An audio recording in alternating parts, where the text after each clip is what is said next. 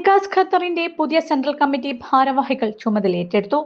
New സലാത്തയിലെ modern art സെന്ററിൽ KPCC general secretary PT Ajay മോഹന്റെ നേതൃത്വത്തിൽ നടന്ന പ്രഥമ സെൻട്രൽ കമ്മിറ്റി യോഗത്തിലാണ് പുതിയ ഭാരവാഹികൾ അധികാരമേറ്റത്.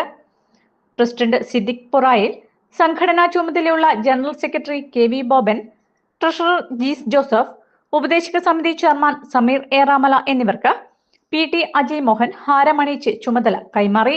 രക്ഷാധികാരികളായ KK Usman, Joppachan Thekkekkoottu, John Gilbert, Muhammad Shanavas എന്നിവർ ചേർന്ന് PT അജയ് മോഹനെ ബൊക്കെ നൽകി ആദരിക്കുകയും ചെയ്തു. ഇൻകാസ് പ്രസിഡന്റ് സിദ്ദിഖ് പുറായിൽ അധ്യക്ഷത വഹിച്ച യോഗത്തിൽ KK ഉസ്മാൻ സ്വാഗതവും ട്രഷറർ ജീസ് ജോസഫ് നന്ദിയും പറഞ്ഞു.